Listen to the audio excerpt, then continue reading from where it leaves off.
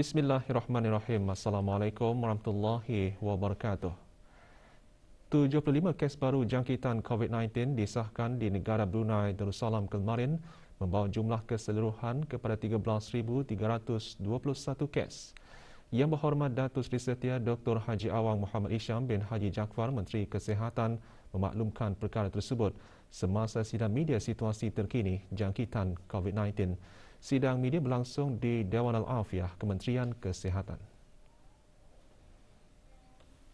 Terdapat 26 tambahan kes-kes baru kepada 8 kluster aktif yang sedia ada yang merupakan kontak-kontak terdekat kepada beberapa kes positif sebelumnya. Sementara itu, terdapat 3 kluster baru telah dikesan yang melibatkan 20 kes. Kesemua kluster-kluster baru ini iaitu kluster Syazwanis Kontraktor Sendirian Berhad, kluster MIM Sendirian Berhad dan kluster Bentry Construction Staff House adalah kluster rumah yang menempatkan pekerja-pekerja syarikat berkenaan. Satu kluster telah ditutup setelah tidak ada kes dikesan di dalam kluster berkenaan selama 28 hari. Kluster yang ditutup ialah kluster 5182. Oleh yang demikian, jumlah kluster aktif adalah 172 kluster. Selain itu, terdapat 3 kes import yang dicatatkan, yang mana 2 daripadanya telah tiba ke negara Brunei Darussalam dari Kuala Lumpur dengan menaiki penerbangan Diraja Brunei BI-874 pada 20 Oktober 2021. Manakala seorang lagi telah tiba ke negara Brunei Darussalam dari Manila dengan menaiki penerbangan Diraja Brunei BI-684 pada 27 Oktober 2021. Dalam pada itu terdapat 26 kes baru yang masih dalam siasatan bagi mengenal pasti sumber jangkitan.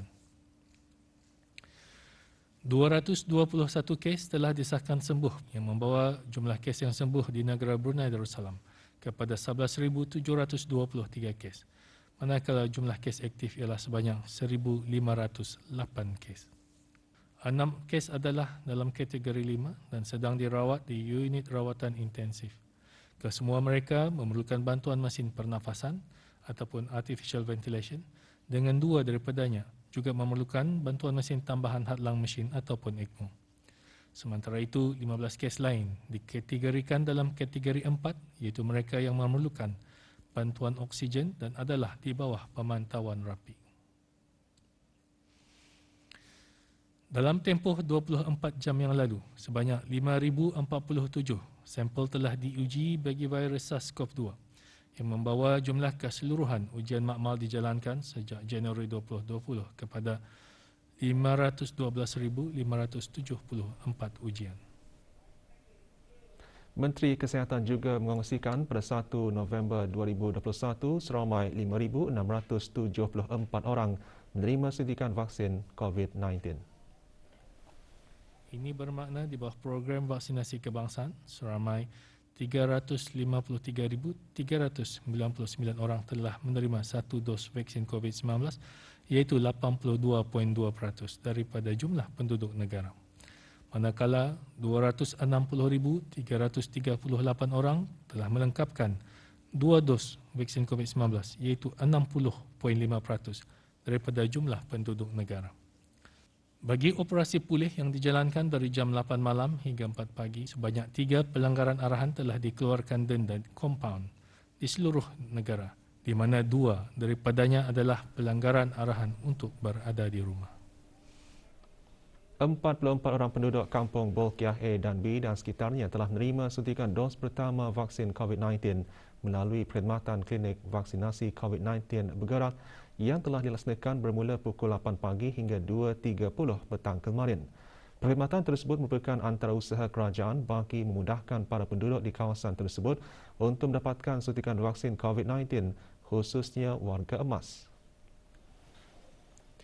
Setakat ini, perkhidmatan klinik bergerak COVID-19 telah memberikan perkhidmatan di beberapa tempat, antaranya di Pusat Kesihatan Muara, Pusat Kesihatan Pengiran Anak Puteri Hajah Rashidah, Sanatul Bolkiah Kampung Sungai Asam, Pusat Kesihatan Labi dan Pusat Kesihatan Lamonin. Perkhidmatan vaksinasi juga dijalankan ke rumah-rumah bersendirian. Perkhidmatan bergerak akan diteruskan lagi hari ini 3 dan hari berikutnya 4 November di Pusat Kesihatan Sungai Liang. Sementara di Pusat Kesihatan Pengkalan Batu pada hari Jumaat 5 November 2021 dari pukul 9 pagi sehingga 12 tengah hari dan Ahad 7 November 2021 bermula pukul 9 pagi hingga 2.30 petang. Manakala perkhidmatan vaksinasi ke rumah-rumah akan diadakan pada hari Khamis 4 November 2021 mengikut senarai yang disediakan oleh Ketua Kampung.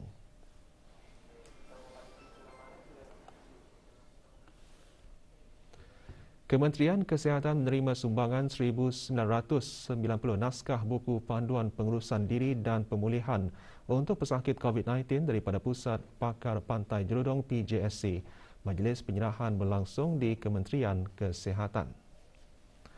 Penyerahannya disempurnakan oleh Dr. Haji Mazrul Adimin bin Haji Awang Besar, Pengarah Eksekutif PJSC kepada Pengiran Dr. Khalifah bin Pengiran Haji Ismail, Pemangku Timbalan Setiausaha Profesional Kementerian Kesihatan.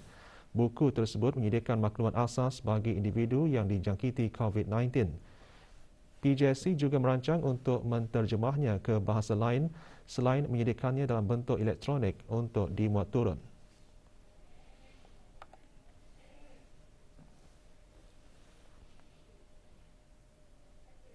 Sementara itu, Kementerian Kesihatan juga menerima beberapa sumbangan barang keperluan dalam sama-sama membendung penularan wabak COVID-19 di negara Brunei Darussalam.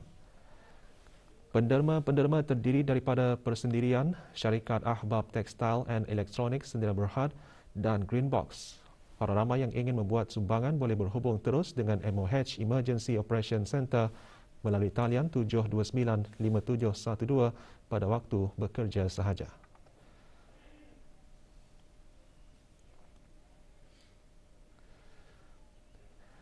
Pusat pendermaan darah pada masa ini mengalami stok bekalan darah yang rendah dan memerlukan semua jenis darah dengan segera bagi kegunaan pemindahan darah pesakit-pesakit di semua hospital kerajaan. Orang ramai disarankan tampil untuk menderma darah di Pusat Promosi Kesihatan hari ini 3 November, Khamis 4 November dan Sabtu 6 November. Sementara itu, Jabatan Perkhidmatan Pos, Kementerian Pengangkutan dan Info Komunikasi akan mengadakan kempen derma darah bersempena Hari Pos Sedunia 2021. Orang ramai dialu-alukan untuk sama-sama menjayakan kempen derma darah tersebut. Slot-slot pendermaan darah boleh ditempah melalui aplikasi Blood Card dan datang secara walk-in.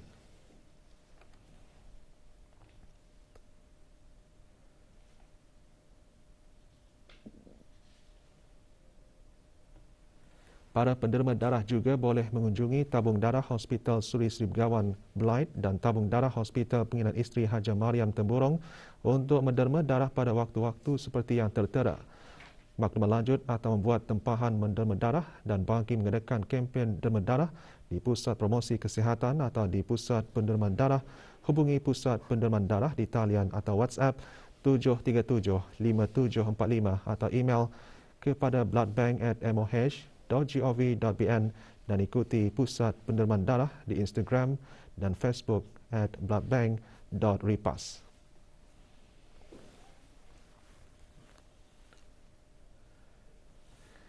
Auda boleh mencegah jangkitan COVID-19 antaranya dengan mengambil langkah berjaga-jaga selepas pulang ke rumah.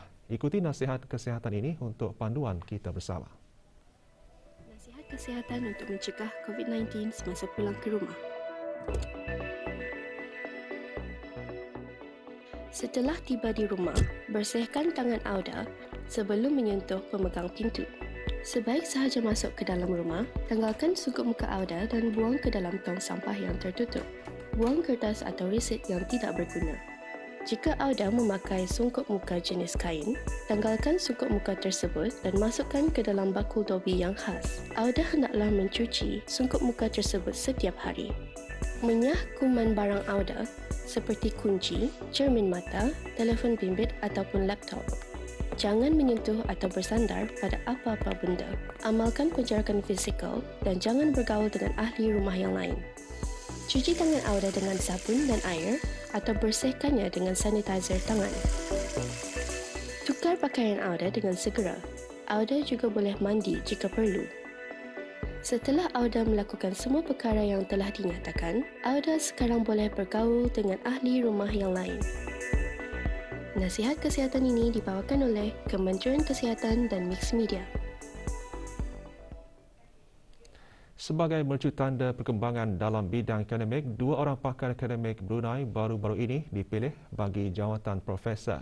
Ia adalah sebagai penghargaan kepada rekod prestasi cemerlang dalam pengajaran, perkhidmatan dan kecemerlangan akademik.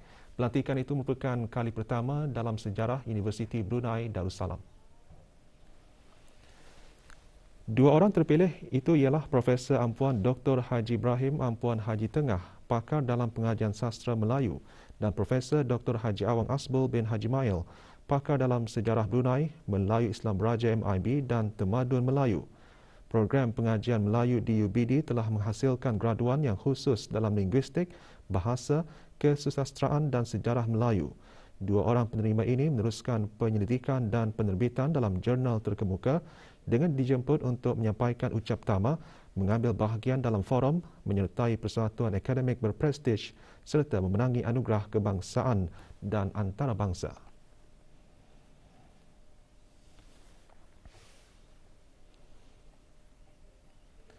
Senarai kursus yang akan ditawarkan di bawah skim beasiswa Kerajaan ke bawah Duli Maha Mulia Paduka Seri Baginda Sultan Danil Pertuan Negara Brunei Darussalam ke luar negeri dan senarai kursus serta terma dan syarat skim bantuan pinjaman pendidikan SBPP bagi sidang akademik 2022-2023 dikeluarkan kemarin. Menurut siaran akhbar Kementerian Pendidikan, permohonan bagi skim tersebut akan dibukakan mulai Februari 2022 melalui laman sesawang rasmi Kementerian Pendidikan. Syarat-syarat dan senarai kursus-kursus juga boleh dimuat turun dengan melayari laman sesawang rasmi di www.moi.gov.bn. Sebarang pertanyaan lanjut boleh menghubungi Jabatan Pengurusan Beasiswa melalui talian 238-0019 itu pada hari Isnin hingga Khamis dan Sabtu pukul 8 pagi hingga 2 petang atau talian WhatsApp 7104817 pada hari Isnin hingga Khamis dan Sabtu pukul 7.45 pagi hingga 12.15 tengah hari dan 1.30 hingga 4.30 petang atau email scholarship@moi.gov.bn.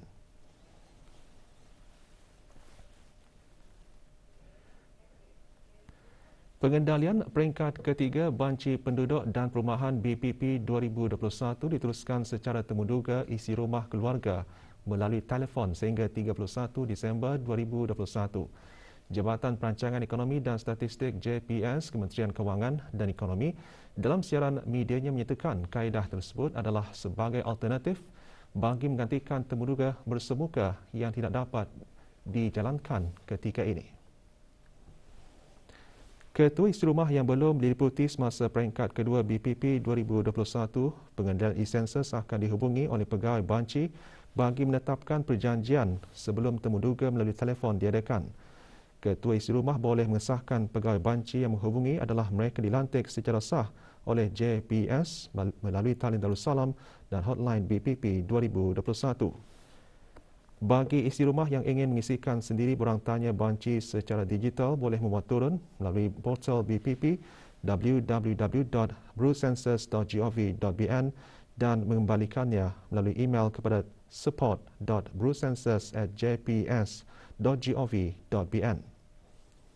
Ketua Isi Rumah disarankan untuk menyediakan awal maklumat yang diperlukan bagi melicinkan temuduga seperti maklumat pendidikan dan pekerjaan setiap ahli isi rumah berkenaan. Bagi sebarang pertanyaan, orang ramai boleh menghubungi talian hotline 838-2021 atau 838-2022 bagi daerah Brunei dan Muara, 838-2023 bagi daerah Belait, 838-2024 bagi daerah Tutong dan 838-2025 bagi daerah Temburong atau 223-0250 pada waktu pejabat.